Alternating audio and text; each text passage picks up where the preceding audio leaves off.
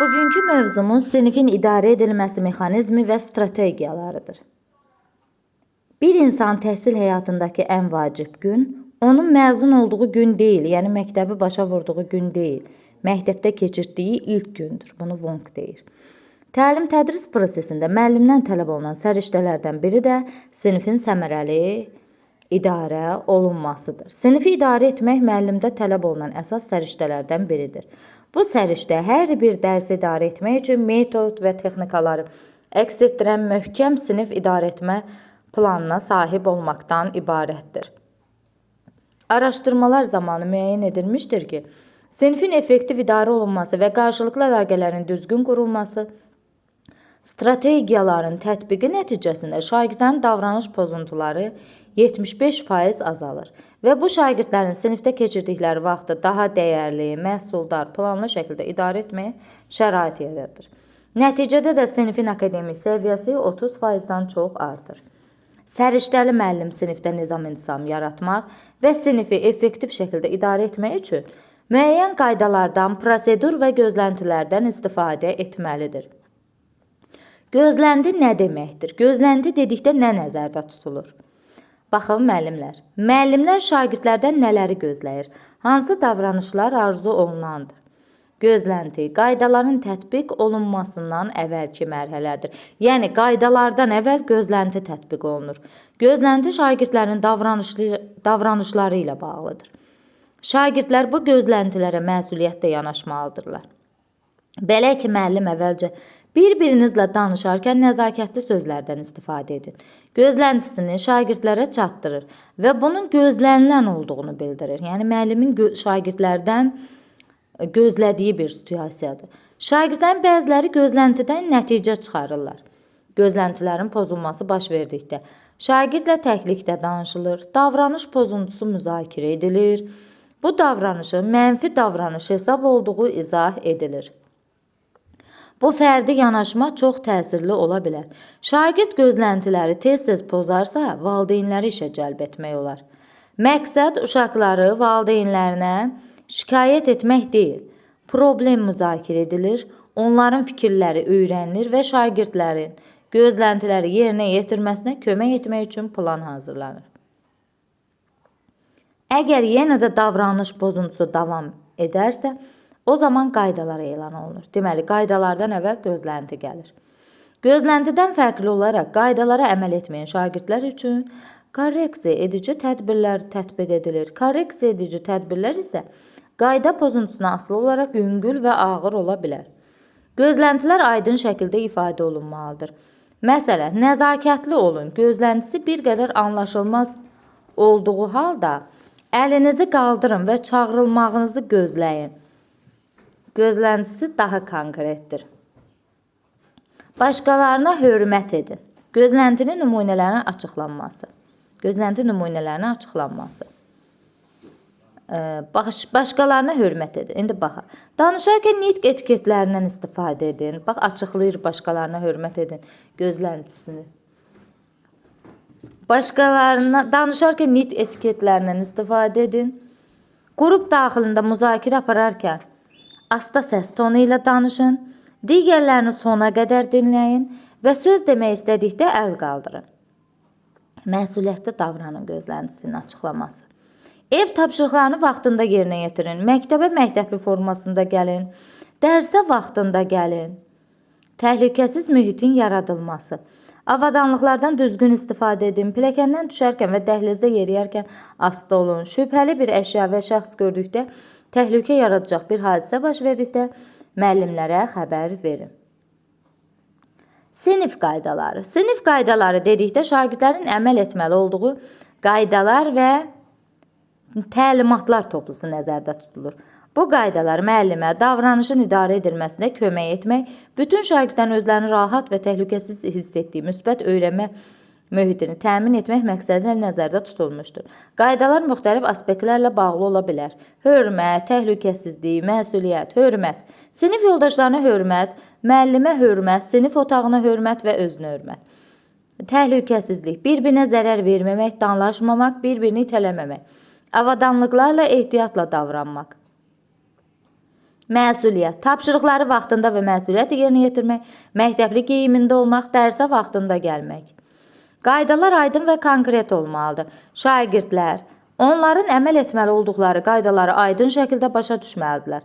Nə üçün əhəmiyyətli olduğunu dərk etməlidirlər.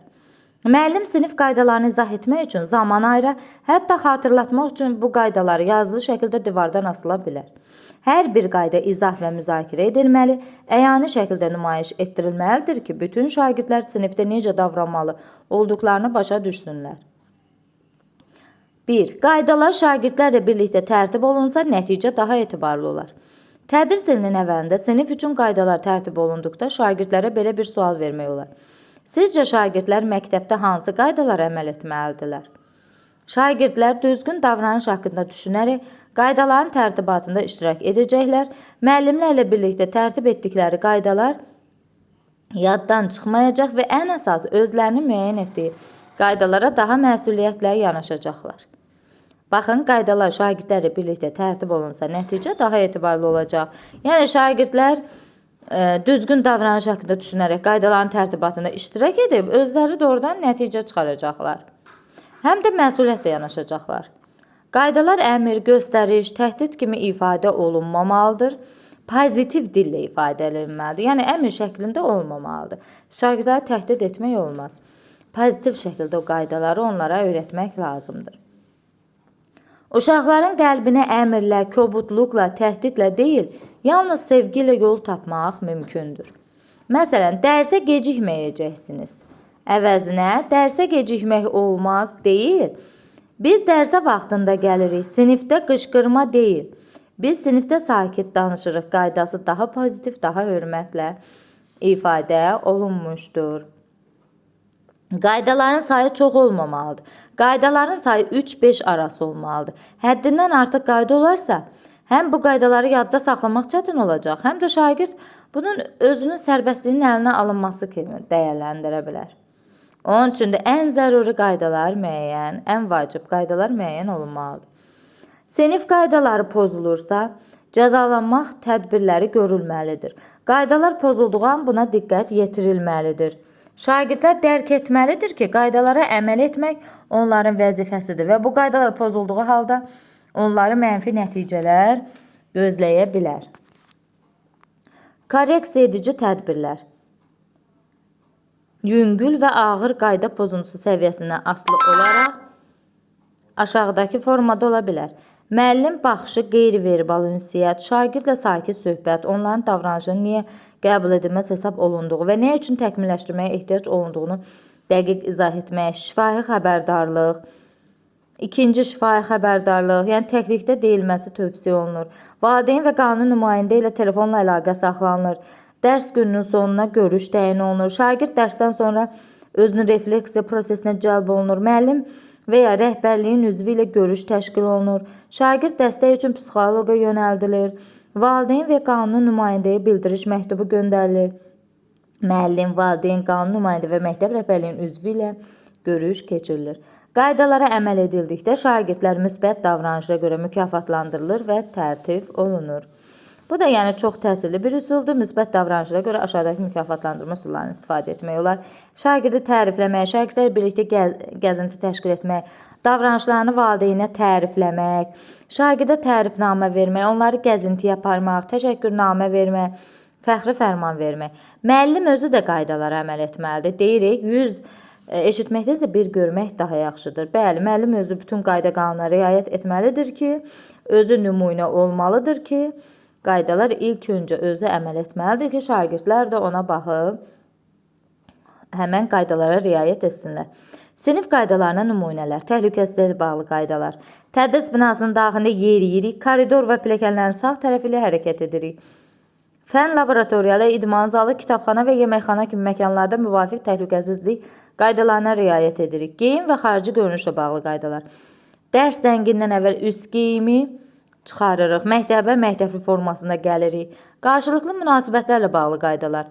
Cinsindən, irqindən, dinindən, etnik mənsubiyyətindən, şəxsi xüsusiyyətindən asılı olmayaraq yoldaşlarımıza və böyüklərə hörmət edirik.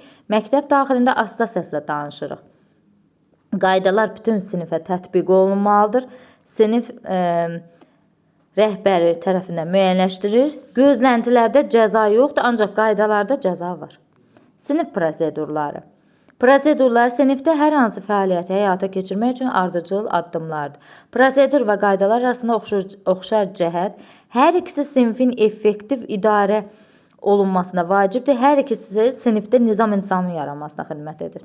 Prosedur və qaydalar arasında fərqə baxaq. Qaydalar şagirdlərin nəyi edə biləcəkləri və nəyi edə bilməyəcəkləri barədə davranış sərhədlərini əks etdirir. Yəni qaydalar şagirdlərin nəyi edə biləcəkləri, nəyi edə bilməyəcəkləri barədə davranış sərhədlərini əks etdirir. Prosedurlar hər hansı fəaliyyəti hansı ardıcıllıqla, hansı addımları yerinə yetirmək lazım olduğunu göstərir. Adətən qaydalara əməl edilmədikdə şagirdləri müəyyən mənfi nəticələr gözləyir. Prosedurlara əməl edilmədikdə isə müəllim israrlı olaraq vərdiş yaranana qədər həmin proseduru icra etməyə davam edir. Bax, gözləntidə də yoxdur cəza şagirdə. Prosedurda yoxdur. Yəni müəllim onu əməl edənə qədər israrlı olaraq vərdiş halına keçənə qədər proseduru icra etməyə davam edir. Ancaq qaydalarda, yəni həmən qaydalara əməl edilmədikdə şagirdləri müəyyən mənfi nəticələr gözləyir. Məsələn, prosedura aid nümunəyə baxaq. Məktəbdə sonuncu zəng dərsi vurulduqda 25-30 nəfər şagird eyni anda ayağa qalxır. Hər kəs eyni anda üst geyimlərinin asıldığı qardıroba doğru irəliləyir. Hətta bəzən bir-birini itələyirlər. Geyindikdən sonra qarışıq şəkildə sıraya düzülürlər. Diqqət yetirirsinizsə, burada bir qarışıqlıq var və bu qarışıqlığı aradan qaldırmaq üçün ardıcıl addımlar, sıraya düzülmə proseduru tərtib olunur. Sıraya düzülmə proseduru aşağıdakı kimi ola bilər. Birinci, bütün şagirdlər eyni anda deyil, sağdakı sıradan başlayaraq birinci, ikinci, üçüncü sıradan şagirdlər üst geyimlərini geyinir. İkincidə yalnız birinci sıradakı şagirdlər geyinib sıraya düzüldükdən sonra ikinci sıradakı şagirdlər ayağa qalxaraq geyinmək üçün qardıroba yaxınlaşırlar. Üçüncü addım, parta sıralarında əyləşən şagirdlər ilin əvvəlindən sıra nömrəsi ilə təqdim olunur. Onlar sırada düzüləndə harada dayanacaqlarını bilirlər. Hətta vərdiş yaranana qədər şagirdlərin dayanacağı nöqtəni yapışqan kağızlarla işarələmək olar. Prosedurlar necə öyrənilir? Sinif prosedurlarını qurmağın effektiv yolu ilin əvvəlində onları öyrətmək, prosedurları modelləşdirmək və möhkəmləndirməkdir. İlk addım prosedurları aydın şəkildə ifadə etməkdir. Şagirdlər prosedurlara necə əməl edəcəklərini və prosedurlara əməl etməyin vacibliyini şuurlu şəkildə dərk etməlidirlər. İkinci addım, şagirdlərə prosedurlara əməl etməklə təcrübə keçmək imkanı yaratmaq. Burada sanki rol oyunu fəaliyyətləri icra olunur. Şagirdlər prosedurları məşq edirlər. Üçüncü addım, prosedurların davamlı olaraq tətbiq edilməsi üçün fəaliyyətlər möhkəmləndirilə bilsin. Əgər prosedur davamlı tətbiq olunmasa, müəllim hər gün prosedurların möhkəmlənməsi üçün bu məsuliyyətə yanaşmalı, bunların tətbiqinə vaxt ayırmalı. Şagirdlər buna məsuliyyətlə yanaşmayacaqlar və bir müddət sonra bu prosedurlar yaddan çıxacaq. Bunun üçün müəllim israrlı olaraq prosedurları davamlı şəkildə tətbiq etməlidir. Təkrarlama və möhkəmləndirmə vasitəsilə şagirdlərdə prosedurlara əməl etməklə bağlı vərdiş formalaşdırılmalı və bu prosedurlar şagirdlərin gündəlik təcrübəsinin bir hissəsinə çevrilməlidir. Prosedurlar nə zaman tətbiq olunur? Tapşırıqları yerinə yetirdikdən sonra dəftərləri müəllimə ötürəndə, dərsə gecikən sinifə daxil olanda, müzakirə edəndə, tənəffüsdə yemək yeyəndə, sıraya düzüləndə, təchizatlardan istifadə edəndə, müəllimdən söz soruşanda. İndi bir neçə prosedura diqqət yetirək. Tapşırıqları yerinə yetirdikdən sonra dəftərləri müəllimə ötürmək proseduru. 25-30 nəfər şagird tapşırıq bitdiyi zaman eyni anda ayağa qalxıb müəllimə yaxınlaşarsa, sinifdə xaos, səs-küy yaranar. Bu zaman bu qarışıqlardan qaldırmaq üçün müəllim prosedur tətbiq edir. Nəzərdə tutulan vaxt bitənə qədər hər kəs tapşırığı yazıb bitirir. Tez bitirdiyi zaman müəllimin təlimatını eşidənə qədər sakit gözləyir. Vaxt bitdikdə müəllimin təlimatı ilə dəftərlər arxa sıradan başlamaqla ardıcıl şəkildə qarşı sıraya çatana qədər ötürülür. Qarşı sırada sağ tərəfdən əyləşən şagird dəftərləri müəllimə təhvil verir. Şagird dərsə gecikərkən tətbiq olunan prosedur. Sinif otağına gec gəlmələr tədrisin gedişatını və qalan şagirdlərin konsentrasiya səviyyələrini pozur. Yəni dərsdən yayınmalar baş verir. Onun üçün də dərsə gecikəndə aşağıdakı prosedur icra oluna bilər. Sinifə daxil olmaq. Müəllimlə danışmadan, baxın, əgər bir şagird sinifə daxil olanda gecikərsə, sinifdə xaos, dərsdən yaymalı baş verməsin deyə şagird sinifə daxil olur, müəllim danışmadan Yəni müəllimə heç nə demədən yerində əyləşir, dəftər kitabını çıxararaq dərsə qoşulmaq. Əlbəttə ki, bu gecikmələr daimi hal alarsa, müəllim mühakimə etmədən bunun səbəbini araşdırmalı və lazımi kömək göstərməlidir. Gecikmələrin müxtəlif səbəbləri ola bilər. Servisin şagirdi gecikdirməsi, valideynin şagirdi gec gətirməsi, şagirdin hansısa kitabı unutması, evə qayıtması, şagirdin yolda yıxılması və s. Başqaları ilə qarşılıqlı əlaqə, müzakirə proseduru. Şagirdlər bir-biri ilə qarşılıqlı əlaqədə olduqda sıra gözləmədən danışsalar, bir-birini sona qədər dinləməlidirlər. Danışanın şəxsin fikrini tamamlamasını gözləmək, bir-birinə qarşı nəzakətli və hörmətli davranmaq, danışmaq üçün əl qaldırmaq, danışmaq üçün növbəni gözləmək. Müəllimdən kömək istəmək tətbiq olunan prosedur, sakitcə əl qaldırmaq, müəllimin görməyini və ya yaxınlaşmasını gözləmək. Asta səs tonu ilə digərlərinə mane olmadan sual vermək. Qayda və prosedurlar yalnız məktəbdə deyil, hər yerdə var, xəstəxanada, şirkətdə, avtobusda, marketdə. Çünki qayda və prosedur olmadan nizam-intizam olmur. Məsələn, xəstəxanaya qapıya baxıl geyinin yazısı hər kəs üçün bir qaydadır. Bu qaydaya baxın, hər hansı bir xəstəxana, diş həkiminə gedəndə orada yazılır ki, baxıl geyinin. Yəni, bu hər kəs üçün bir qaydadır. Bu qaydaya əməl etməyənlər içəri buraxılmırlar. Həkimin qeydiyyatına düşmək üçün qeydiyyat şöbəsinə yaxınlaşmaq, ödəniş ödəmək, sıra nömrəsini almaq, sıra nömrəsini, baxın, müxtəlif bir prosedur, qaydalar gedir.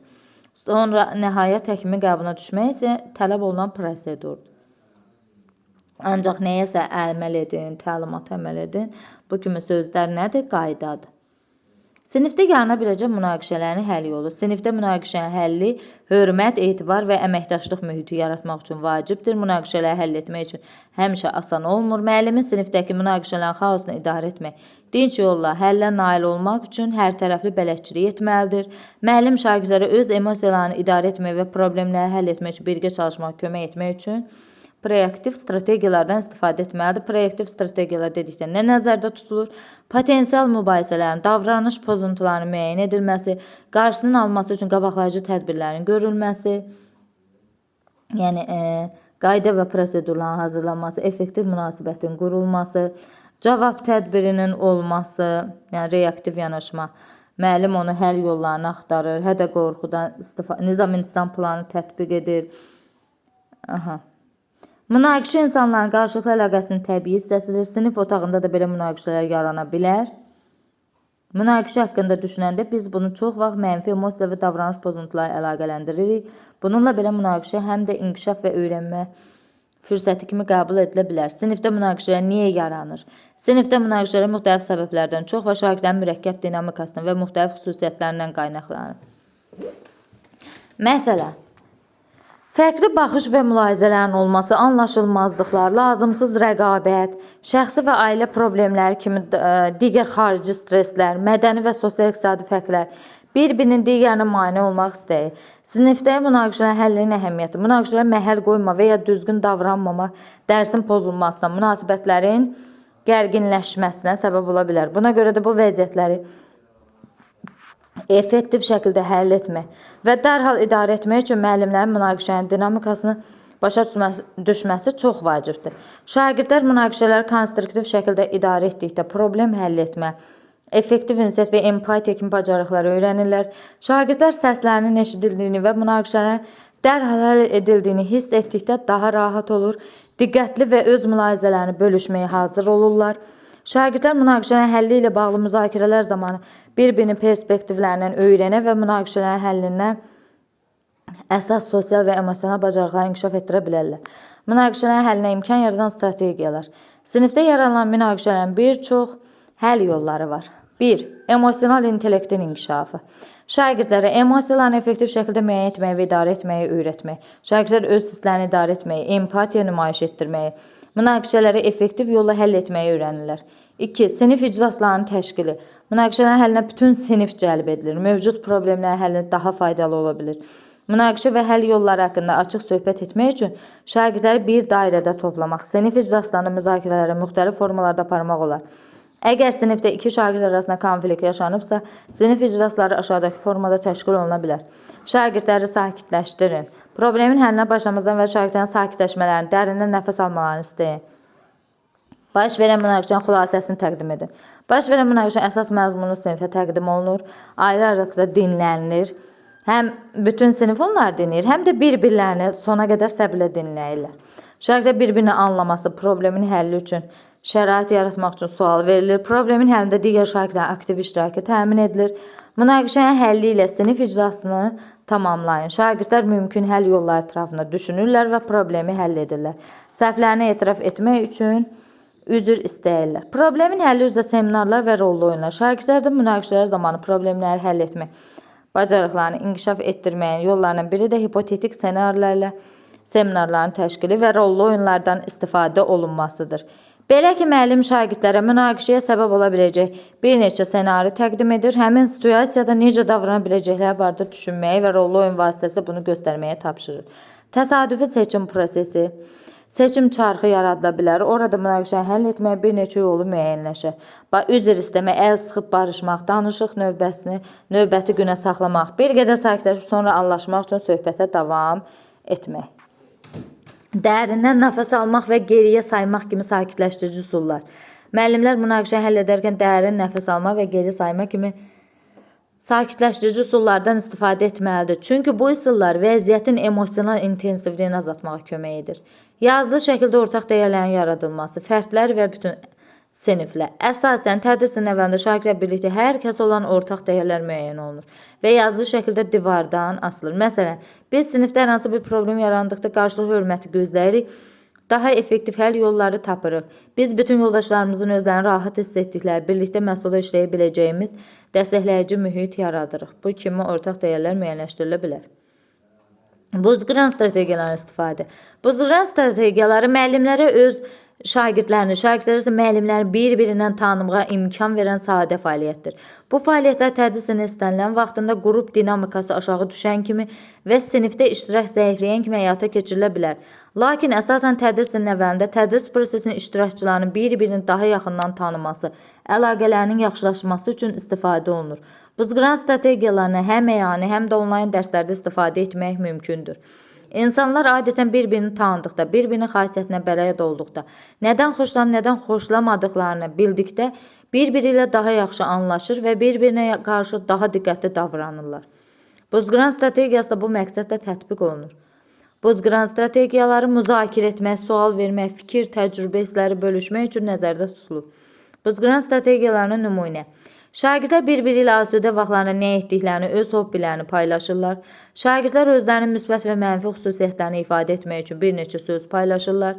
Müəllim böyük, yumşaq bir topun hər panelinə sual yazır. Şagirdlər dairəvi şəkildə düzlərək topu bir-birinə atırlar. Topu tutan şagird sualı oxuyur və cavablandırır. Sonra topun başqasına ötürür və oyun bir neçə dəqiqə davam edir. Şagirdlər bir-biri ilə sevdikləri idman, musiqi növlərini bölüşürlər. Şagirdlər qarşılıqlı münasibətdə nədən və hansı hərəkətdən narahat olduqlarını bir-biri ilə paylaşırlar. Buzqıran strategiyaları necə tətbiq olunmalı? Bəzi buzqıranları həyata keçirmək üçün müəyyən resurslara ehtiyac ola bilər. Bu baxımdan seçdiyimiz buzqıran üçün lazım olan materialın əvvəlcədən hazırlanması və ya həyata keçirmə prosedurunu planlaşmaq lazımdır. Sevdiyin aforizmi yaz. Şagirdlərə tapşırır ki, hərə bir aforizm desin. Sənin keçmişini, indini və gələcəyini təsvir edən 3 söz yaz. Şagirdlər kiçik kağızlarda özlərini təsvir edən 3 söz yazırlar. Sənə məxsus olan unikal xüsusiyyəti təsvir et. Paylaşımlardan birini seç və ona cavab yaz. Dərsdən bir gün əvvəl şagirdlər müəllimin göstərişi ilə onlayn platformada istənilən bir postu paylaşırlar. Şagirdlər bir-birinin yazdığını oxuyur. Növbəti gün dərs vaxtı çox bəyəndiyi paylaşıma fikir bildirirlər. Absurd suallar. Yəni şagirdlər qruplara bölünür. Onlara əgər sözü ilə başlayan absurd, amma eyni zamanda düşündürücü suallar verilir. Məsələn, əgər hamının ideal yaddaşı olsaydı nə baş verərdi? Əgər dünyada deyək ki, iceberglər ərisəydi nə baş verərdi? Əgər elektrik olmasaydı nə baş verərdi? Əgər insanlar emosional büruz etməyə bacarmasaydılar, bir-birinizlə münasibətimiz necə olar? Şagirdlər qruplarda verilən sualı və sualları müzakirə edir və öz cavablarını təqdim edirlər. Strategiyanı həyata keçirmək üçün təqribən 10 dəqiqə vaxt tələb olunur. Tor strategiyasında şagirdlər dairə boyu düzülür, yumaq sapın şagirdlərin birinə verilir. Şagird yumağın ucunu barmağına 2-3 dəfə dolayır. Öz haqqında danışır, sonra digər şagirdə ötürür. Yəni məsələn birinci şagird onun 2 qardaşı olduğunu deyir. Dairədə duran şagirdlərin birinin də 2 qardaşı olduğunda o mən deyir. Bu zaman əlində olan yumaq şagird yumağı səslənən şagirdə ötürür, lakin sapı barmağından çıxartmır. Növbəti şagird eyni ilə birinci şagirdin etdiyi kimi sapı barmağına dolayır və özü haqqında danışır. Müəllim şagirdlər birləşdən saplardan birini tərpətdikdə bütün şagirdin əli tərpənmiş olur. Bununla hamının ortaq cəhətləri olduğu və bu cəhətlərin bizi bir-birimizə necə bağladığı əyanı göstərilir. Sonra müəllim əvvəlcə hazırlanmış şarı şagirdlərə göstərir. Şarın üzərində çoxlu sayda yapışqanlı kağızlar yapışdırır. Hər kağızın üzərində şagirdləri narahat edən bir qorxu hissi yazılır. Məsələn, imtahandan kəsilmək, qaranlıqdan qorxmaq, təklik. Müəllim bu şarın bizi narahat edən məsələlərin qorxu hisslərimizin göstəricisi olduğunu izah edir və sonra onu dairənin mərkəzinə yaranan torun üzərinə atır. Tor seyrək olan yerlərdən şarın yerə düşdüyünü, sıx olan yerlərdə isə şarın havada qaldığını müşahidə edir. Bu zaman müəllim ortaq cəhətlərimizin həyatda rast gələcəyimiz çətinlikləri həll etməyimiz üçün bir olmağımızı təmin etdiyini izah edir. Bu da şagirdlərin bir-birlərini davamlı olaraq daha yaxşı tanımaqları üçün can atmağa stimul yaradır. Bu strategiya şagirdlərdə birlik haqqında daha dərin fəlsəfi fikirlərin yaranmasını təmin edir. Strategiya 20-25 dəqiqə vaxt tələb edə bilər. Bu baxımdan akademik ilin ilk dərs günündə tətbiq olunması məsləhət görülür. Lazım olan materialda yumaqdır, şardır, yapışqanlı kağız, qələm, qayçı. Sosial şəbəkələrdə çoxlu sayda müxtəlif buzqıranlara rast gəlmək olar. Burada müəllim onlardan birini seçər və bir neçəsini birləşdirərək bir strategiya qura və hətta öz strategiyasını yarada bilər. Bunları uyğun şəkildə onlayn və canlı dərslərdə istifadə edə bilər. Lakin buzqıran strategiyası seçilen zaman aşağıdakiler nəzərə alınmalıdır. Seçdiyiniz strategiya sinfinizdə nə dərəcədə uyğundur, yəni şagirdlərin sahib bilik səviyyəsi nəzərə alınmalıdır. Strategiya prosedurunu əvvəlcədən planlaşdırmaq, seçdiyiniz strategiya üçün sinifdə kifayət qədər yerin olması, lazım olan materialların, resursların əvvəlcədən hazırlanması, vaxtın nəzərə alınması lazımdır. Çeviklik strategiyası, strategiyanın tətbiqi plana uyğun baş tutmaya bilər. Bu zaman müəllimin çevikliyi, situasiyaya uyğun adaptasiya olunma bacarığı və əvvəlcədən B planını hazırlanması vacib aspektlərdən biridir.